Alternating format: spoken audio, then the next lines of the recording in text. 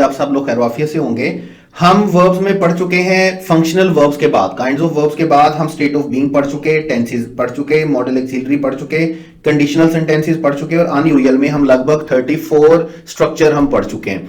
अभी हम हैं वर्ब में ये सारा कुछ पढ़ने के बाद पैरेलल स्ट्रक्चर पे, और पैरेलल स्ट्रक्चर में आप इसको या तो पैरेलल के नाम से पढ़ते हैं, या आप इसको कॉम्बिनेशन के नाम से पढ़ेंगे, या आप इसको पढ़ेंगे सीक्वेंस ऑफ टेंसेस के नाम से। मतलब हर टीचर अपनी आसानी के लिए, स्टूडेंट्स की आसानी के लिए कोई ना कोई इसको नया नाम दे देता है। ऐसे ग्रामर में ऐसे जिसका कोई नाम है नहीं। पैरेलल स्ट्रक्चर आप बोल सकते हैं, कॉम्बिनेशन आप बोल सकते हैं, या सीक्वेंसेस ऑफ टेंसेस बोल सकते हैं। देखिए पैरेलल स्ट्रक्चर, कॉम्बिनेशन या सीक्वेंसेस ऑफ टेंसेस होता क्या है, जब सेंटेंस के एक टेंस की वजह से, एक पार्ट के टेंस की वजह से दूसरा पार्ट जो है वो उसको हम चेंज करते हैं, हम उसको उसके अकॉर्डिंगली बनाने की कोशिश करते हैं, दोनों का एक खास अरेंजमेंट में होना जरूरी होता है। देन हम इसको क्या बोलते हैं, पैरेलल स्ट्रक्चर, कॉम्बिनेशन या सीक्वेंसेस ऑफ सेंटेंसेस। अभी जैसे देखें, अगर आपको याद हो तो आपने क्या किया था, अगर आपको याद हो, आपने गालबन 7-8 क्लास में आप डायरेक्ट इनडायरेक्ट पढ़ना शुरू कर देते हैं। तो जब भी आप क्या करते हैं, जब भी आप डायरेक्ट नरेशन को इनडायरेक्ट में चेंज करना होता है ना, आपने, अगर आपको याद हो, जब भी आपने डायरेक्ट नरेशन को इनडायरेक्ट में चेंज करना होता है तो आप उसमें 4 मेजर चेंजेस करते हैं। 4 चेंजेस आप कौन सी करते हैं? नंबर 1 तो आपने क्या करना होता है कि आपने डायरेक्ट नरेशन में से खत्म करने होते हैं इन्वर्टेड कॉमास। आपको पता है डायरेक्ट नरेशन इन्वर्टेड कॉमास के साथ लिखी हुई होती है, और इनडायरेक्ट नरेशन में इन्वर्टेड कॉमा आपने खत्म करने होते हैं। नंबर 2 आपने क्या करना होता है, आपने पर्सनल प्रोनाउन चेंज करने होते हैं। और पर्सनल प्रोनाउन कौन से चेंज करने होते हैं? जो कि इनडायरेक्ट नरेशन में होते हैं। आपने इनडायरेक्ट नरेशन के रिपोर्टेड स्पीच के, रिपोर्टिंग और रिपोर्टेड स्पीच होती है ना हमारे पास, जो इन्वर्टेड कोमा में बात लिखी हुई होती है उसको रिपोर्टेड बोलते हैं, जो बाहर लिखी हुई होती है उसे रिपोर्टिंग बोलते हैं। तो आपने रिपोर्टेड स्पीच के क्या चेंज करने होते हैं?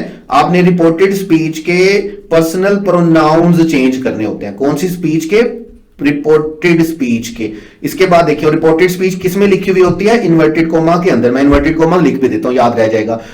उसके बाद तीसरा चेंज जो आपने बेटे करना होता है ना, आपने रिपोर्टिंग स्पीच के अकॉर्डिंगली, रिपोर्टिंग स्पीच के अकॉर्डिंगली रिपोर्टेड स्पीच का टेंस चेंज करना होता है, अगर आपको याद होगा। और उसी के साथ ही आपने कुछ सर्टन वर्ड्स चेंज करने होते हैं जो कि हमें अपने टेंस के बारे में, टाइम के बारे में बताते हैं। और ये चेंज भी आपने कहां पे करना होता है? ये चेंज भी आपने रिपोर्टेड स्पीच में करना होता है, सर्टेन चेंज वर्ड्स वाला। और टेंस वाला चेंज भी आपने कहां पर करना होता है? आपने ये चेंज भी रिपोर्टेड स्पीच में करना होता है, इन्वर्टेड कोमा के अंदर वाली स्पीच में।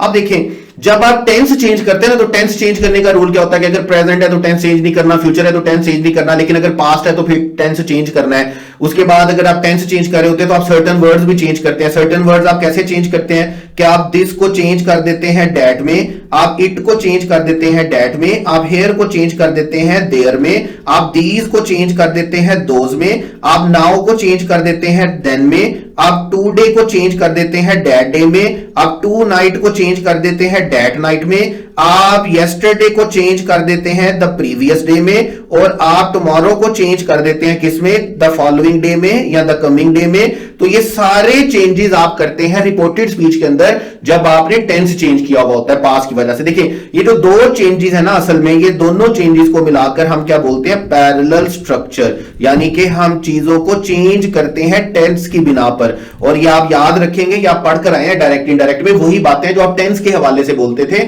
और वही बातें अभी हमने यहां पर दोबारा देखनी है। जैसे देखें, हमारे पास नंबर 1 में हम 1 by 1 करके बोलेंगे। ये तकरीबन आपके पास, आप कहेंगे कि कोई 14 जो पॉइंट्स हैं या 14 रूल्स हैं जो आपने याद रखने हैं। कोई लंबी चौड़ी बात ऐसे है नहीं, छोटी छोटी सी बातें फटाफट से करते हैं। पहले से पढ़कर आए हम इन चीजों को, फटाफट से हम इन चीजों को क्या करते जाएंगे? सम अप करते जाएंगे। जैसे देखें, हमारे पास क्या होता है, हमारे पास क्या होता है कि हमने ये कहा कि अगर सेंटेंस का फर्स्ट पार्ट प्रेजेंट में होगा, 3 टाइम होते हैं ना हमारे पास, प्रेजेंट, पास्ट और फ्यूचर, तो इसका मतलब जो हमारा फर्स्ट पार्ट है वो 3 टाइम में ही हो सकता है। या तो वो प्रेजेंट में होगा, या फ्यूचर में होगा, या डेफिनेटली किस में होगा?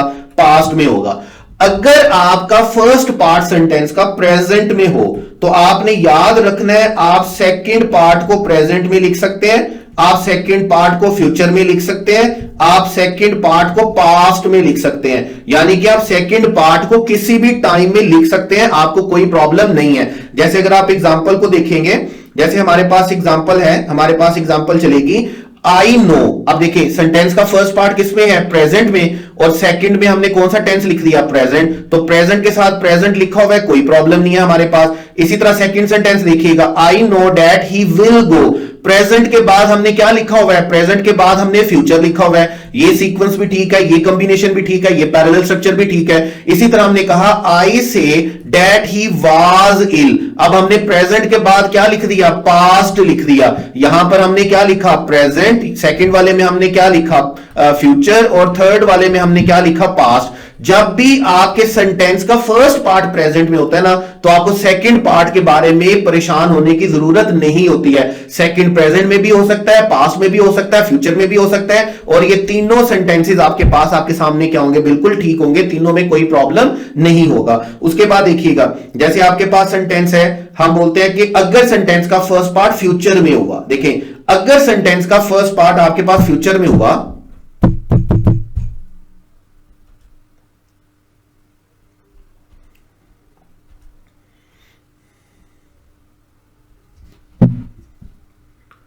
अगर सेंटेंस का फर्स्ट पार्ट आपके पास फ्यूचर में हुआ, तो आपने याद रखना है आपका सेकंड पार्ट प्रेजेंट में हो सकता है, आपका सेकंड पार्ट पास्ट में हो सकता है, लेकिन आपका सेकंड पार्ट फ्यूचर में नहीं हो सकता। ये रूल याद रखिएगा, मैं इसको स्टार कर रहा हूं।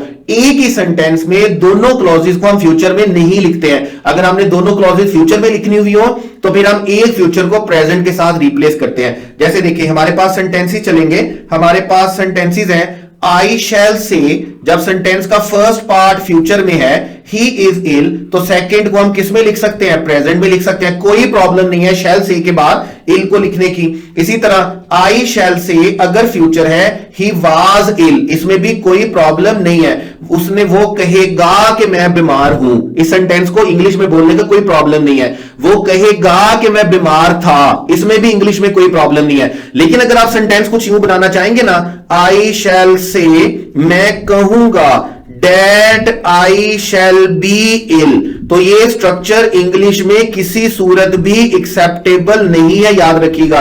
एक ही सेंटेंस में आप दो फ्यूचर क्लॉजेज नहीं लिखेंगे, जिसकी वजह से आपका ये सेंटेंस क्या होगा, गलत हो जाएगा। अगर आपके सेंटेंस का फर्स्ट पार्ट प्रेजेंट में है, तो सेकंड आप प्रेजेंट में लिख सकते हैं, पास्ट में लिख सकते हैं, फ्यूचर में लिख सकते हैं। एग्जांपल आपके सामने है, अगर आपके सेंटेंस का फर्स्ट पार्ट फ्यूचर में है, तो सेकंड आप प्रेजेंट में तो लिख सकते हैं, पास्ट में तो लिख सकते हैं, लेकिन फ्यूचर में नहीं लिख सकते। जैसे हमने प्रेजेंट, फ्यूचर के बाद प्रेजेंट लिखा, हमने फ्यूचर के बाद पास्ट लिखा, लेकिन हम फ्यूचर के बाद फ्यूचर नहीं लिख सकते हैं। इसी तरह तीसरी बात हमारे पास क्या चलेगी कि अगर सेंटेंस का फर्स्ट पार्ट पास्ट में हुआ, तो आपने याद रखना है सेकंड तो फिर लाजमी तौर पर सिर्फ और सिर्फ किस में होगा, पास्ट में होगा। सेकंड ना तो फ्यूचर में होगा ना प्रेजेंट में होगा। अगर सेंटेंस का फर्स्ट पार्ट पास्ट में है, तो second must be in past. Past के अलावा हमारे पास कोई प्रॉब्लम, हमारे पास कोई ऑप्शन सॉरी नहीं होगी। आप कोई और टेंस, कोई और टाइम नहीं लिख सकते। पास्ट के बाद हमें लाजमी तौर पर क्या लिखना है, पास्ट लिखना है। जैसे देखिए हमने बोला I knew that he was ill. अब इस वाज इल को मैं किसी सूरत भी इज इल नहीं बना सकता, याद रखिएगा। इज इल बनाऊंगा तो पैरेलल स्ट्रक्चर डिस्टर्ब हो जाएगा, कॉम्बिनेशन सीक्वेंस नरेशन गलत हो जाएगी। आई न्यू दैट, इसी तरह सेकंड सेंटेंस देखिएगा, ही वुड गो। अब यहां पर मैं विल या शैल नहीं लिख सकता, मुझे विल या शैल की जगह पे वुड का वर्ड यूज करना है। इसी तरह I said that he had been ill, he had been ill मुझे लिखना है, मैं ही इज इल नहीं लिख सकता, याद रखिएगा।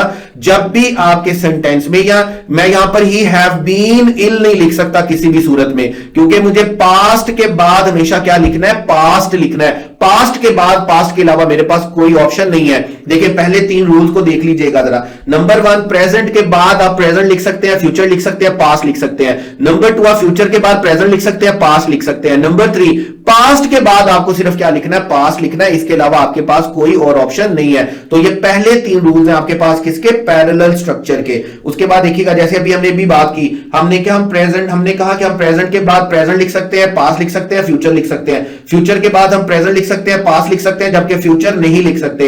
और पास्ट के बाद हम सिर्फ पास्ट लिखेंगे, ना तो हम प्रेजेंट लिख सकते हैं और ना ही हम फ्यूचर लिख सकते हैं। लेकिन इसके साथ आपने याद रखना है कि पास्ट के बाद हम प्रेजेंट भी लिखते हैं, और पास्ट के बाद हम प्रेजेंट कब लिखते हैं, जब सेकंड पार्ट में सेंटेंस में कोई यूनिवर्सल ट्रूथ दिया गया हो। अगर आपको याद हो, जब आप डायरेक्ट इनडायरेक्ट पढ़ते थे तो डायरेक्ट इनडायरेक्ट में आप क्या कहते थे कि अगर रिपोर्टिंग स्पीच पास्ट में है तो reported speech must be in past, आपको उसे पास्ट में लेकर के जाना होता था। आप इज एम आर को चेंज कर देते थे, वाज वर के साथ डू डज को चेंज कर देते थे, डिड के साथ आप वर्ब की फर्स्ट फॉर्म को चेंज कर देते थे, सेकंड फॉर्म के साथ हैज हैव को चेंज कर देते थे, हैड के साथ विल शैल को चेंज कर देते थे, वुड शुड के साथ, तो आपका टेंस चेंज हो जाता था। लेकिन उसके साथ आपने एक और रूल पढ़ा था कि अगर सेंटेंस का फर्स्ट पार्ट पास्ट में है और सेकंड पार्ट कोई यूनिवर्सल ट्रूथ है तो यूनिवर्सल ट्रूथ को हम चेंज नहीं करते। यूनिवर्सल ट्रूथ हमेशा किसमें लिखी जाती है? प्रेजेंट में लिखी जाती है। जैसे हम कुछ एग्जांपल्स देखेंगे,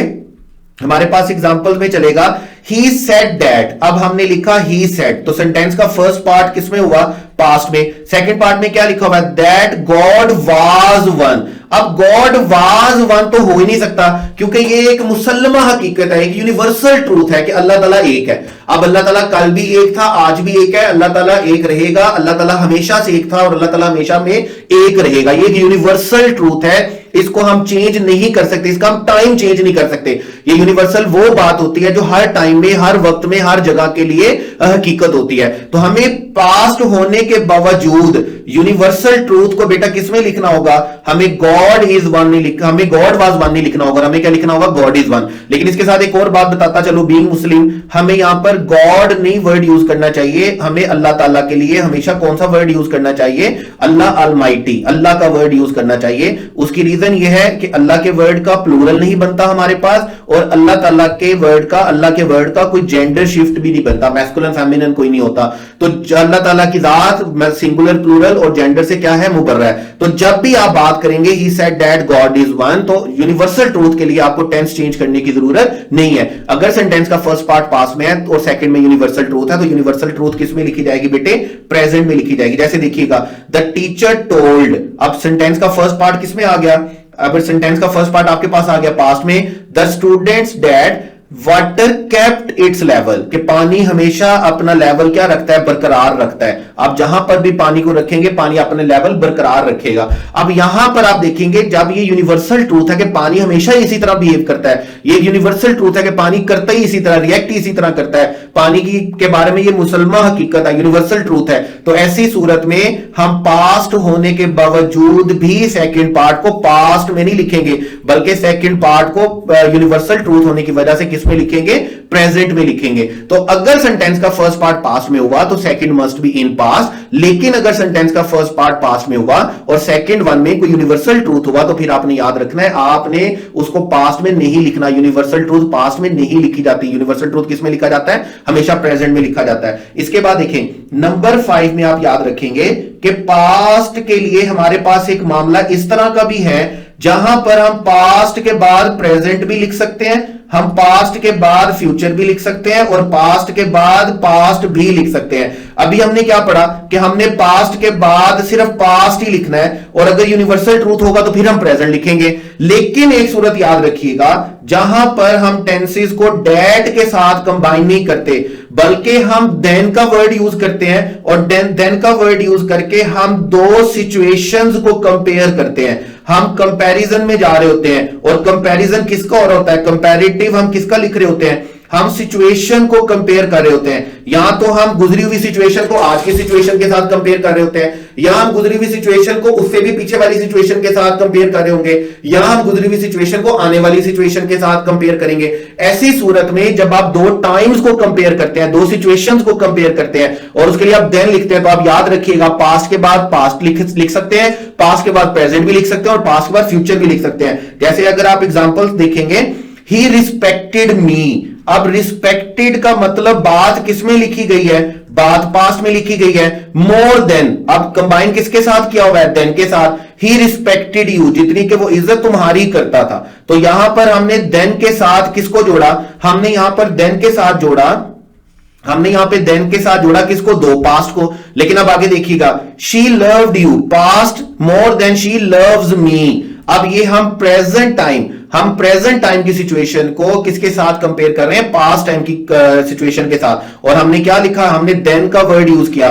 पास्ट में, पास्ट के साथ हमने क्या लिखा, प्रेजेंट। अदरवाइज ऐसा होता नहीं है कि अगर सेंटेंस का फर्स्ट क्लॉज पास्ट में हो तो second must be in past, लेकिन यहां पर दोनों क्लॉजेस को, दोनों टाइम्स को, दोनों सिचुएशन को कंपेयर किया जा रहा है देन के साथ। फिर देखिएगा, आई हेल्प्ड हर। अब हेल्प्ड का मतलब हमारे पास कौन सा टाइम हुआ, past. Her more than I shall help my sister. मैंने उससे, उसकी उतनी, उससे ज्यादा मदद की जितनी कि मैं अपनी बहन की करूंगा। तो मैंने अपनी बहन से ज्यादा उसकी मदद की। आप इस तरह की कोई ट्रांसलेशन ले सकते हैं इसकी। अब फ्यूचर को मैंने किसके साथ कंबाइन किया, पास्ट के साथ। और किस वर्ड के साथ, देन के साथ। अगर आप इन तीनों सिचुएशन को देखेंगे तो पास्ट के बाद आपने पास्ट भी लिखा, पास्ट के बाद आपने प्रेजेंट भी लिखा, और पास्ट के बाद आपने फ्यूचर भी लिखा। और ऐसा सिर्फ और सिर्फ किस वर्ड की वजह से हुआ, देन की वजह से।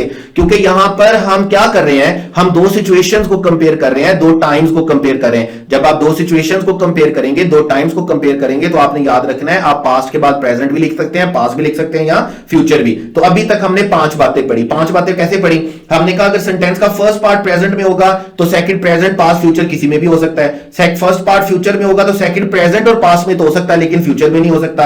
अगर सेंटेंस का फर्स्ट पार्ट पास्ट में होगा तो second must be in past. और अगर सेंटेंस का फर्स्ट पार्ट पास्ट में हो और सेकंड में कोई यूनिवर्सल ट्रूथ दिया हुआ है तो फिर आप सेकंड वन को, यूनिवर्सल ट्रूथ को हमेशा किस में लिखेंगे, प्रेजेंट में। और अगर आपने पास्ट के साथ देन लिखा हुआ है तो आप पास्ट के बाद क्या लिख सकते हैं, आप पास्ट के बाद लिख सकते हैं,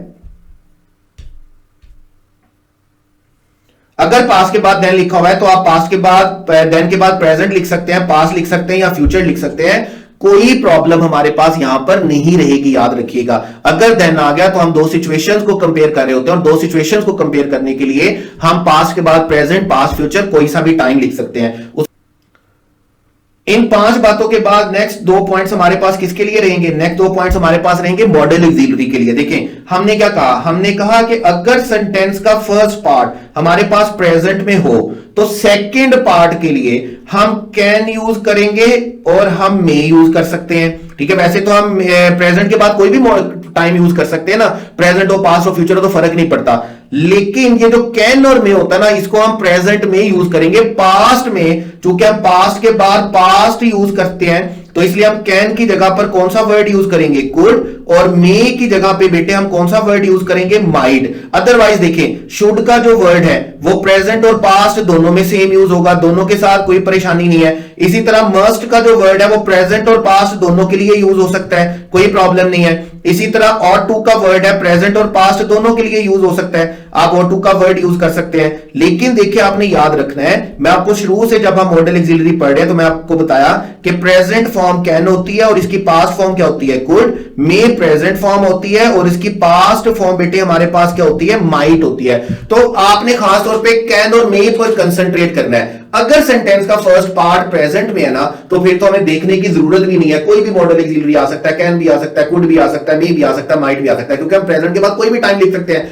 लेकिन अगर सेंटेंस का फर्स्ट पार्ट पास्ट में लिखा हुआ है तो सेकंड पार्ट के लिए आपने कैन और मे नहीं लिखना, बाकी आप कोई भी मॉडल ऑक्सिलरी लिख सकते हैं। सिर्फ अगर आप कैन लिखना चाहते हैं तो आप कैन की जगह पर क्या लिखेंगे, कुड। आप मे लिखना चाहते हैं तो आप क्या लिखेंगे, माइट। बाकी आप मस्ट लिखें, ऑट टू लिखें, शुड लिखें, कोई भी जरा सा प्रॉब्लम नहीं है। तो जैसे हमारे पास हम अगर एग्जांपल देखते हैं, हमने कहा ही सेज। अब देखिए सेंटेंस का फर्स्ट पार्ट किस में आ गया, प्रेजेंट में, that he can drive a car. और सेकंड वन में हमारे पास क्या आ गया, कैन। अगर यहां पे कुड भी होता ना तो फिर भी हमें कोई प्रॉब्लम ना होती। उसकी रीजन क्या है कि सेंटेंस का फर्स्ट पार्ट किस में है, प्रेजेंट में। और प्रेजेंट के लिए तो हम खुद बोल रहे हैं कि अगर सेंटेंस का फर्स्ट पार्ट प्रेजेंट में हो तो सेकंड पार्ट प्रेजेंट में भी हो सकता है, सेकंड पार्ट पास्ट में भी हो सकता है, और फ्यूचर में भी हो सकता है। तो हमें प्रेजेंट के साथ तो परेशान होने की जरूरत ही नहीं है, प्रॉब्लम तो होगी हमारे पास पास्ट के साथ। सेकंड सेंटेंस देखिएगा, she says that she has to go home early.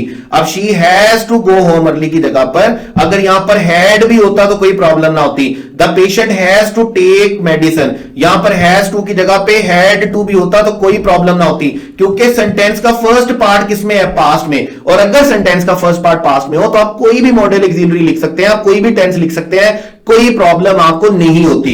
लेकिन अगर आपका सेंटेंस का फर्स्ट पार्ट चलता है पास्ट में तो फिर हमें थोड़ी सी दिक्कत होती है। फिर हमें दिक्कत क्या होती है, ही सेड, जब आपने पास्ट लिख दिया फर्स्ट एग्जांपल में, तो आप यहां पर कुड ही लिखेंगे, आप किसी सूरत कैन नहीं लिख सकते, क्योंकि आपको पास्ट के बाद पास्ट लिखना होता है और कैन की पास्ट फॉर्म क्या होती है, कुड होती है। इसी तरह शी सेड, अब ये भी किसमें आ गया, पास्ट में। She said that she had to go home. अब इस हैड टू को आप किसी सूरत भी हैज टू नहीं बना सकते, क्योंकि सेंटेंस का फर्स्ट पार्ट किसमें दिया हुआ है, पास्ट में दिया हुआ है, second must be in past. अब हैड टू है तो हैड टू के कोई लिखेंगे, हैज टू तो हम लिख नहीं सकते। इसी तरह सेड आ गया, अगेन पास्ट आ गया, तो फिर अगेन हमें हैड टू ही लिखना है, हम हैज टू किसी सूरत भी यहां पर शामिल नहीं कर सकते।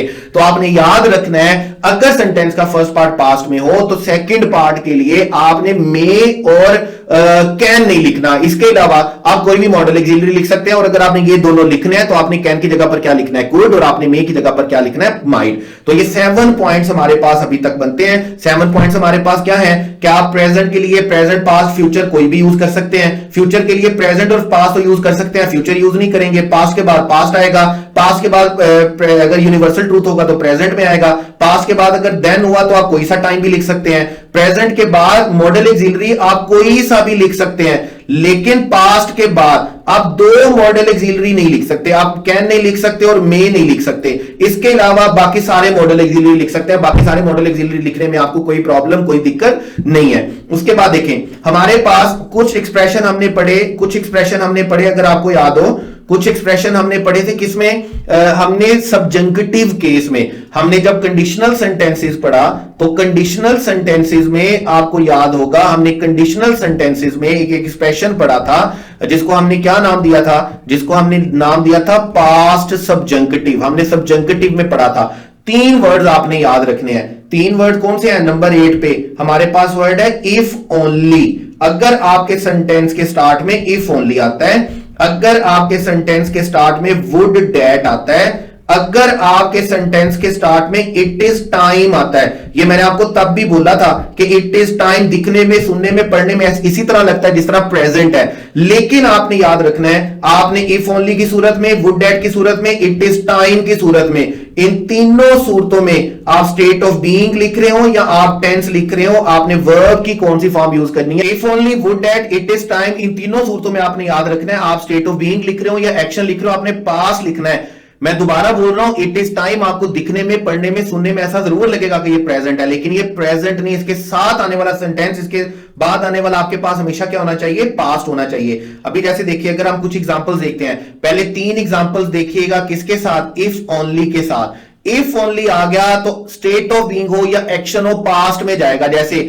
फर्स्ट वाले सेंटेंस में if only I were rich, I were rich, was rich लिखेंगे तो बात क्या हो जाएगी, गलत हो जाएगी। वाज भी पास्ट होता है, लेकिन देखिए ये इफ ओनली, वुड डैट और इट इज टाइम आपको मैंने बताया था पास्ट सब्जंक्टिव में ये कौन से वर्ड सेंटेंसेस के लिए यूज होते हैं, जिन सेंटेंसेस में हम खास तौर पे बोलते हैं काश वाला वर्ड। और काश चूंकि अनरियल पास्ट होता है तो अनरियल के लिए हम वाज नहीं लिखते, बल्कि क्या लिखते हैं, वर लिखते हैं। इसी तरह if only he would listen, he will listen नहीं आएगा, बल्कि क्या आएगा, वुड लिसन। पास्ट में जाना है तो विल और शेल का पास्ट फॉर्म हम किसके साथ बनाते हैं, विल और शेल का पास्ट फॉर्म हम किसके साथ बनाते हैं, वुड के साथ। इसी तरह थर्ड सेंटेंस में देखिएगा, if only I had gone होगा, कभी भी आई हैव गॉन आपने नहीं लिखना, आपने इफ ओनली के बाद, वुड डैट के बाद, इट इज टाइम के बाद पास्ट लिखना है, सिर्फ याद रखिएगा। उसके बाद देखिएगा वुड डैट के साथ, would that I were with her now. अब देखिए वुड डैट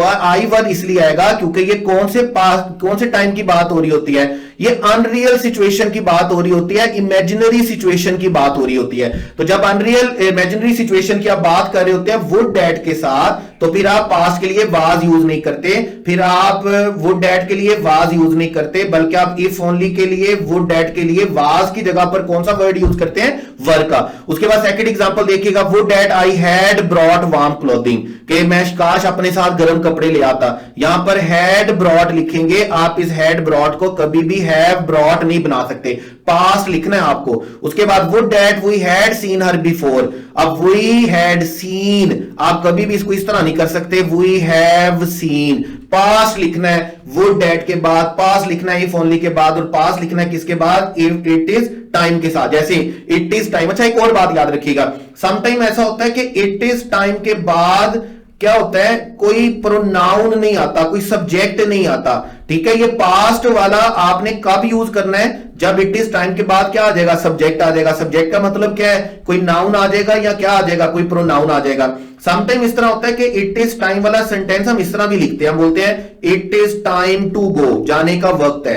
अब ये जो जाने का वक्त है इसमें आप देख रहे होंगे इट इज टाइम के बाद डायरेक्ट इन्फिनेटिव लिखा हुआ है। अब यहां पर सब्जेक्ट नहीं लिखा हुआ, ये जिस हम स्ट्रक्चर की बात करें ना कि इट इज टाइम के बाद पास्ट आना, ये वो स्ट्रक्चर है जिसमें इट इज टाइम के बाद सब्जेक्ट आएगा और सब्जेक्ट के बाद वर्ब दिया गया होगा। जैसे देखिए it is time you, it is time we, it is time we. अब तीनों सेंटेंसेस में आप देख रहे होंगे कि आपको सब्जेक्ट दिया हुआ है। अब सब्जेक्ट के बाद आप लिखेंगे it is time you left home, left home आएगा, कभी भी इसको यू लीव होम नहीं बना सकते। वी हैड अ चांस आपने लिखना है, अब वी हैव अ चांस नहीं लिख सकते। इसी तरह it is time we addressed लिखेंगे, आप कभी भी इसको वी एड्रेस नहीं लिख सकते। जब भी आपने इट इज टाइम के बाद लिखना है सब्जेक्ट के बाद, तो आपने कभी भी प्रेजेंट टाइम नहीं लिखना, प्रेजेंट टेंस नहीं लिखना, बल्कि कौन सा लिखना है, पास्ट। तो तीन वर्ड्स याद रखने हैं, इफ ओनली, वुड दैट और इट इज टाइम। और वैसे भी इसके अलावा भी आप एक और वर्ड का रूल भी बड़े ही गौर के साथ पढ़कर आए हैं और बड़े ही सेंटेंसेस हमने उसके प्रैक्टिस भी की है। और वो कौन सा वर्ड था हमारे पास, एज इफ का वर्ड। एज इफ के बाद स्टेट ऑफ बीइंग के लिए वर आता है, एज इफ के बाद पास्ट इंडेफिनिट आता है, ठीक है। और हमने कहा था अगर प्रेजेंट आएगा पहले तो बाद में पास्ट इंडेफिनिट आएगा, और अगर पहले पास्ट होगा तो बाद में हम क्या लिखेंगे, पास्ट परफेक्ट। और फिर हमने पास्ट सब्जेक्टिव वाले जो लेक्चर था हमारा, उसमें हमने इसकी बहुत सारे एमसीक्यूज को प्रैक्टिस भी किया।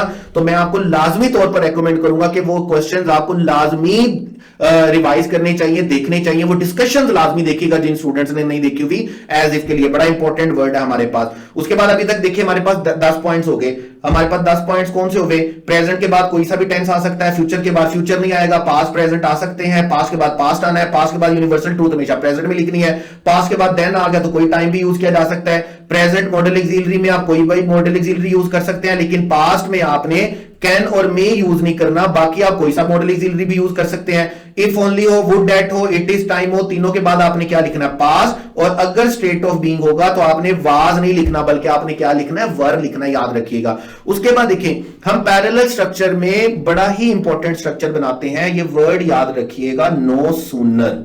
कौन से वर्ड के साथ, नो सूनर के साथ। नो सूनर का बड़ा ही इंपॉर्टेंट स्ट्रक्चर, हम 2 स्ट्रक्चर पढ़ेंगे और हमारा पैरेलल स्ट्रक्चर खत्म हो जाएगा। उसमें से एक स्ट्रक्चर किसका है, नो सूनर। और नो सूनर के बाद जो हम नेक्स्ट स्ट्रक्चर पढ़ेंगे वो हमारे पास 3 वर्ड्स हैं। वो हमारे पास वर्ड है हार्डली, बेयरली और स्कार्सली। मतलब ये तीनों वर्ड्स पे सेम रूल अप्लाई होगा, आप इन्हें सेम वर्ड बोलेंगे। नो सूनर के साथ आपने कुछ बातें याद रखनी है, बड़ा इंपॉर्टेंट रूल है एक पैरेलल स्ट्रक्चर का। देखिए नो सूनर के साथ आपने नंबर 1 बात ये याद रखनी है कि नो सूनर के साथ हमेशा कंबिनेशन किसका बनेगा, देन का। जहां पर भी आपका सेंटेंस नो सूनर से स्टार्ट होगा, आपने याद रखना है आपके सेंटेंस में नेक्स्ट एक्शन से पहले क्या होना चाहिए, देन का वर्ड जरूर होना चाहिए। आपके पास नो सूनर का कंबिनेशन बनता है किसके साथ, देन के साथ, नंबर 1।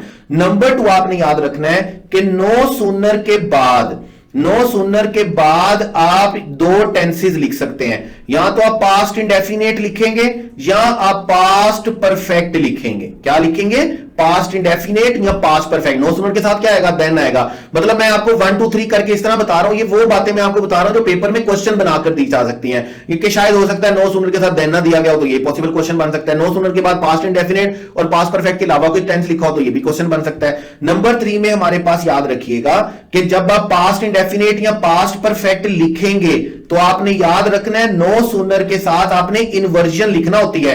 इन्वर्जन अभी हम कंडीशनल में पढ़कर भी आए हैं। इन्वर्जन का मतलब क्या होता है कि आप हेल्पिंग वर्ब को कहां पर लिखते हैं, आप हेल्पिंग वर्ब को सब्जेक्ट से पहले लिखें तो हम इसे क्या बोलते हैं, इन्वर्जन बोलते हैं। लाइक देखिए, अगर आप नो सूनर का वर्ड लिख रहे हैं और नो सूनर के बाद अगर आप पास्ट इंडेफिनिट लिख रहे हैं ना, तो आप डिड लिखेंगे और डिड के बाद सब्जेक्ट लिखेंगे और वर्ब की फर्स्ट फॉर्म लिखेंगे। लेकिन अगर आप पास्ट परफेक्ट लिख रहे हैं तो हैड लिखेंगे, हैड के बाद सब्जेक्ट लिखेंगे और वर्ब की कौन सी फॉर्म आएगी, आपके पास थर्ड फॉर्म आएगी। जैसे देखिए हम कुछ एग्जांपल भी साथ साथ देख लेते हैं। देखिए नंबर 1 हमारे पास नो सूनर का वर्ड आया, नो सूनर का वर्ड आया तो साथ में सेंटेंसेस में कौन सा वर्ड दिया हुआ है, साथ सेंटेंस में वर्ड दिया हुआ है देन का।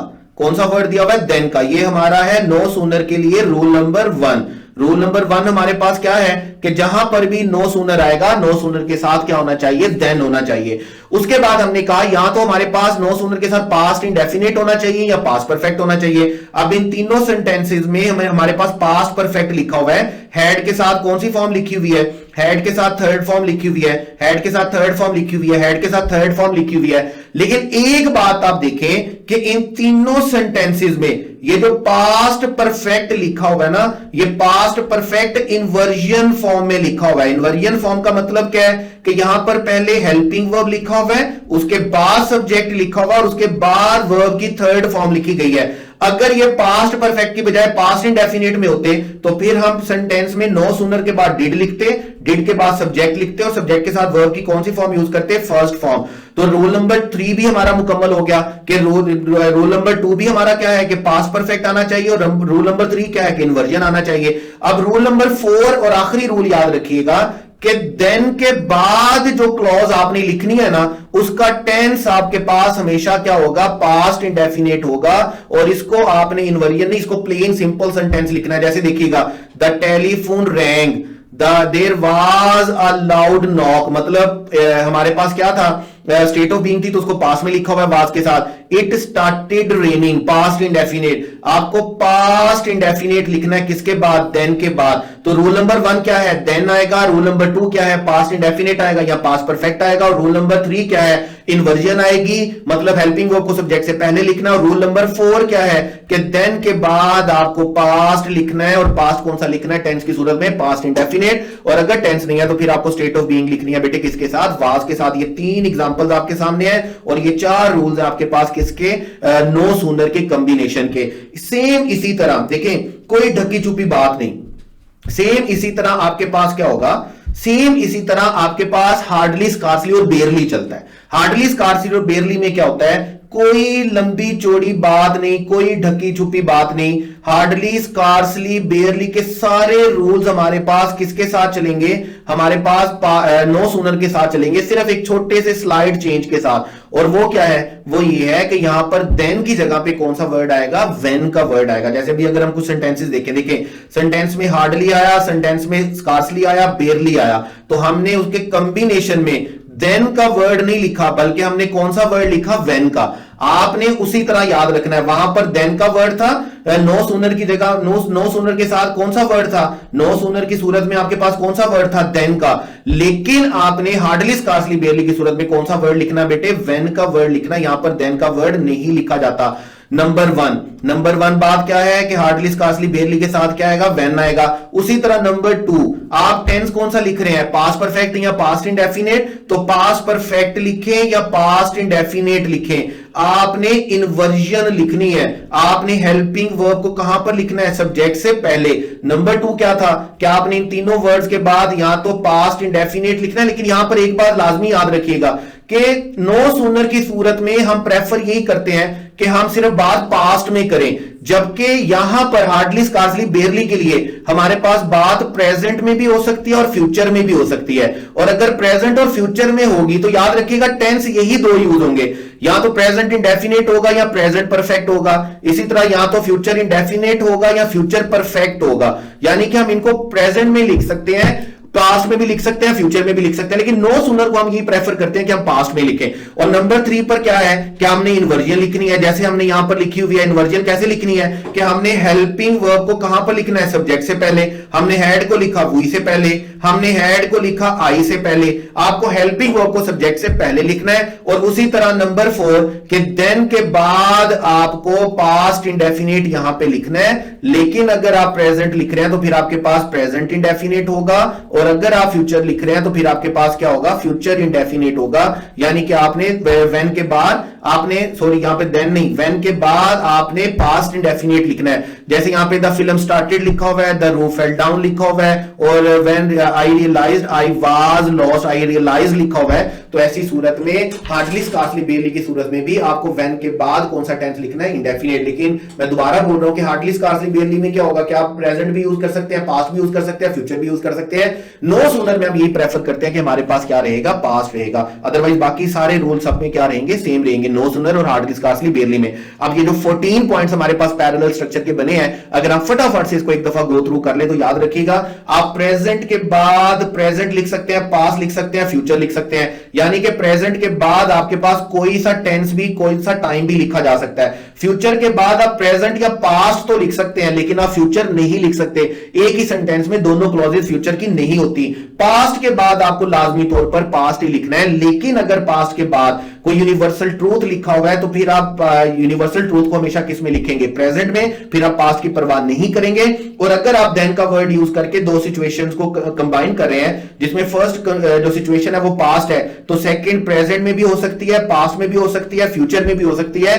यहां पर पास्ट के बाद पास्ट आना जरूरी नहीं है। और अगर आप प्रेजेंट के बाद मॉडल एक्सिलरी लिख रहे हैं तो आप प्रेजेंट के बाद कोई सा भी मॉडल एक्सिलरी लिख सकते हैं, लेकिन पास्ट के बाद आप कैन नहीं लिख सकते और मे नहीं लिख सकते। इसके अलावा कोई सा भी मॉडल एक्सिलरी, इन दोनों के अलावा आप लिख सकते हैं। ये दो मॉडल एक्सिलरी आप नहीं लिख सकते किसके बाद, पास्ट के बाद। इफ ओनली आ जाए, वुड एट आ जाए, इट इज टाइम आ जाए, तो आपने याद रखना है इन तीनों के बाद आपके पास क्या आएगा, पास्ट। और अगर इफ ओनली वुड एट की सूरत में स्टेट ऑफ बीइंग हुआ तो चूंकि ये इमेजिनरी सिचुएशन होती है, अनरियल सिचुएशन होती है, काश वाली सिचुएशन होती है, तो हम वहां पर क्या लिखेंगे, वर। नो सूनर के बाद, नो सूनर के साथ हमेशा क्या आएगा, देन आएगा।